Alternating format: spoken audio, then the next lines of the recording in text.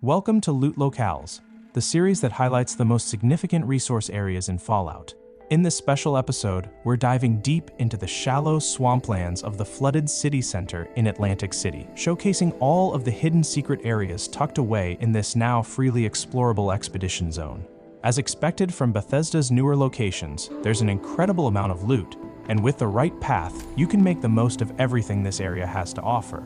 Whether you're on an expedition or just visiting, creatures from the Pine Barrens are always a threat, though surprisingly, the best loot is situated in the safest place of the district.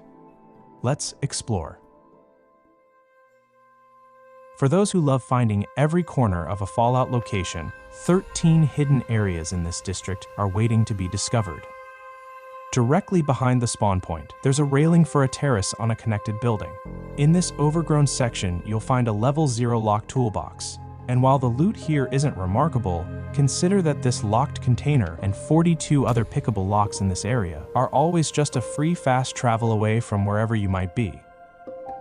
The next hidden loot area is south across the rooftop bridge and past the shack with NPCs. Shrouded by vines but glowing with bright light, a hole in the wall leads to a small room with a skeleton story and valuable junk.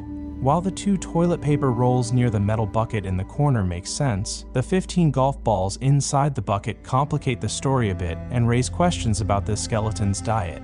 Nearby, inside the residential Muni Shack, are a few sources of copper scrap. A collectible magazine also has a chance to spawn on the table. In the alley, another blown-out hole in the wall leads to an exposed room, part of the unmarked location known as Richard's Haberdashery. This men's clothing store is infamous for being where the notorious Billy Beltbuckles once purchased his belts, a man whose trauma below the waistline began with an incident involving betrayal and the falling of his pants.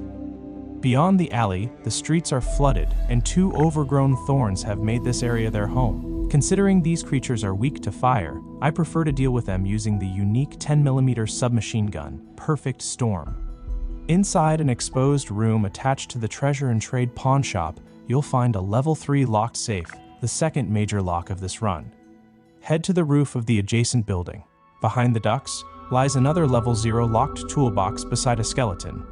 Nearby shelves hold even more junk, all of which can be conveniently scrapped at the nearby armor workbench. From here, continue north, cross the rooftop bridge. Inside the shack ahead, you'll find 2 more locked containers. To the west is an overgrown blockade, including a pollinator which continuously heals other overgrown in the area. Drop down onto the makeshift wooden walkway and follow the path north into an alley. Around the corner, another blown-out wall reveals a flooded room containing a locked wall safe, along with 3 rolls of duct tape on the shelf beside a yellow chem box. The lit-up doorway ahead leads to the Lombardi family warehouse. The loot inside is modest, and the terminal labeled for mob eyes only has an interesting bit of lore about a mythical $2 bill. Outside, an overgrown pollinator and 2 overgrown thorns patrol the exposed alley. Overlooking this narrow section is another hidden room with a rather unsettling presence. The junk inside may not be as interesting as the environmental story, which appears to be a skeleton reaching for help beneath 4 haunted mannequins. The lighting in this room mirrors the glow of berry mentats, suggesting this is a subtle Easter egg placed by the developers. Back at street level, a bus leads into a shack where a small cluster of canisters can be broken down for copper. A bobblehead has a chance to spawn behind the locked toolbox in the next room, which also houses 3 workbenches. Across the street, a destroyed section of a building holds a locked ammo box. The nearby shelf contains 4 rolls of duct tape, as well as enough books to complete the Scrap a Book Daily Challenge. On the other side of the street is a building with a hole in the wall that exposes an office room of Steve and Sons. The 3 rad roaches here, along with the 7 inside the community center, are guaranteed insect spawns, useful for challenges. The terminal on the desk beside the wall safe reveals the fate of Robert, a man with aquaphobia who tragically found himself trapped within his father's store after the city began to flood. South of here, near the overgrown, a locked ammo box can be found on the fire escape. Players without a jetpack should be cautious. 2 bear traps are placed along the stairs. Next to Steve and Sons is the Nook and Niche Mart. Inside, the shelves are stocked with various junk items, and a magazine has a chance to spawn on the checkout counter. Behind the counter is a level 2 locked wall safe and 2 cigarette cartons. In the back, a locked door leads to a dramatically lit restroom with ammo containers and first aid supplies. Guarded by 4 overgrown, a rooftop bridge connects this building to an apartment across the street.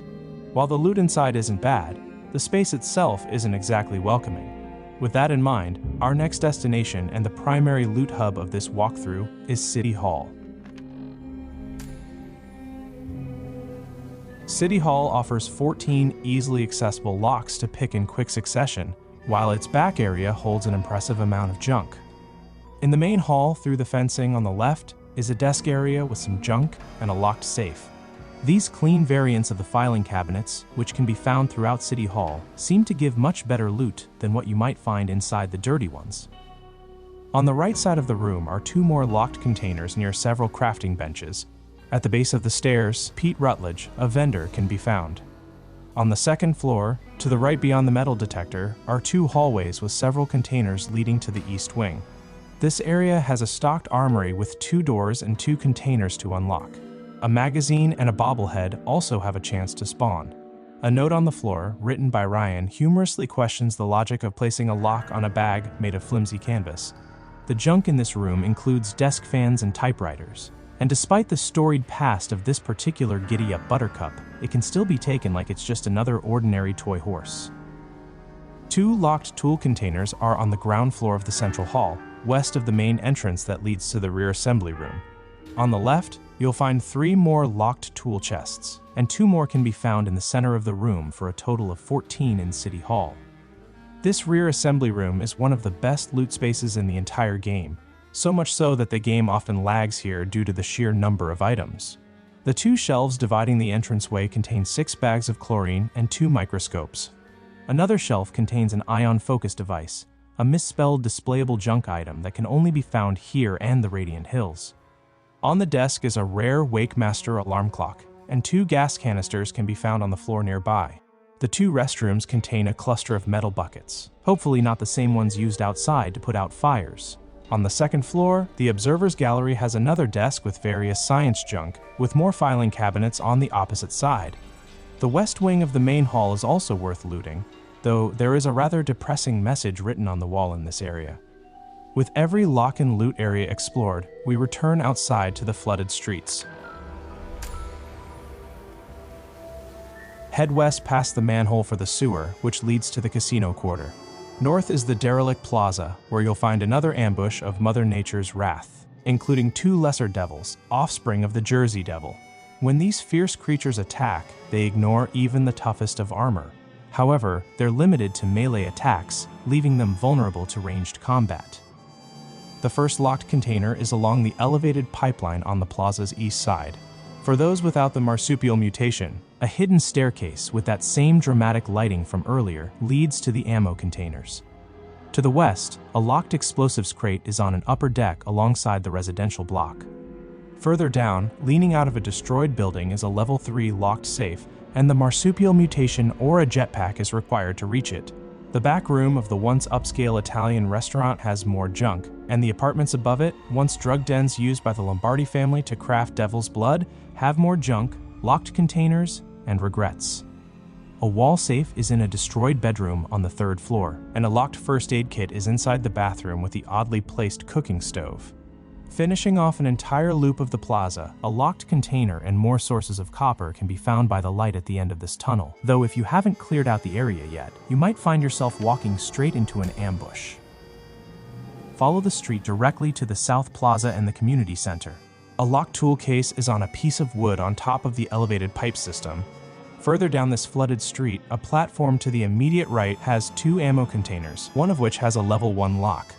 Following the platform west, directly above the sign for the Moon and Sixpence, is a hidden area inside a destroyed building. A rare, static, handmade rifle spawn can be found up here, with additional junk in the bar and kitchen down below. Across the water from the previous platform is a wooden shack with yellow barrels, and inside is more junk with another locked ammo container. Beyond this shack is the church cathedral. Though it's long been abandoned, it's arguably more inclusive than ever, given the nature of its latest attendee from the Pine Barrens. A level 3 locked safe is tucked away beneath the rafters. There's a fair bit of loot and another locked container inside the chem lab.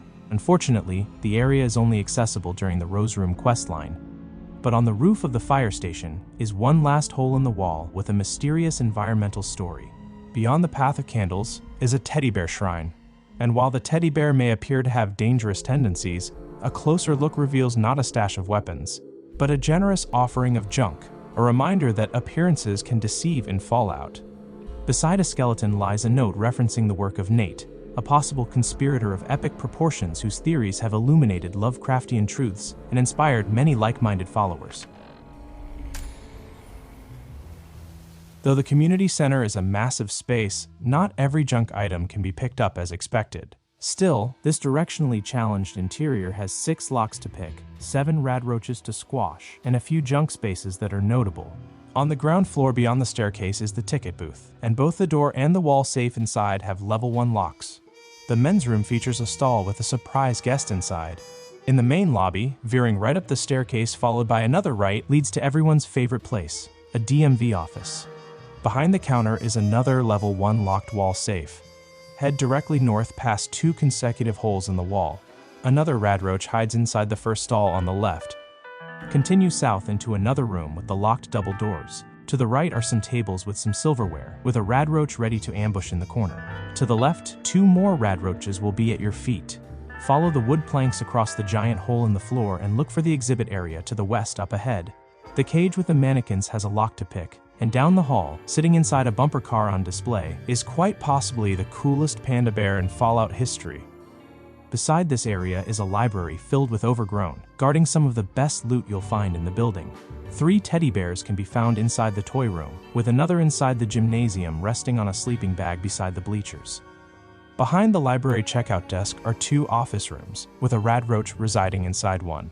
Nearby is another radroach, this one hanging from an Unstoppables poster, posing as the superhero team's 6th member.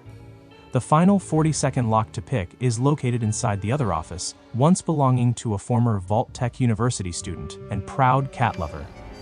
There are still a few noteworthy junk locations throughout the community center, like the AV room and concrete hallway, but the inability to pick up many normally accessible items somewhat dampens the overall experience. Though City Hall and the community center may initially seem too far apart to explore comfortably in one go, I've found that everything in this district of Atlantic City is actually much closer and more manageable than it appears. While this video is much longer, I picked all 42 locks in just under 8 minutes during a speedrun, making it perhaps the best route to farm locks in the game. With that said, this completes episode 5 of Loot Locales. If I missed any hidden areas or loot, please share them in the comments below. High-resolution downloads of the maps featured in this video and every other episode of Loot Locales can be found on my new Discord server, and I've provided additional links for anyone who doesn't use Discord. I hope you enjoyed this journey through the flooded city center. Please remember to like and subscribe, and thank you for watching.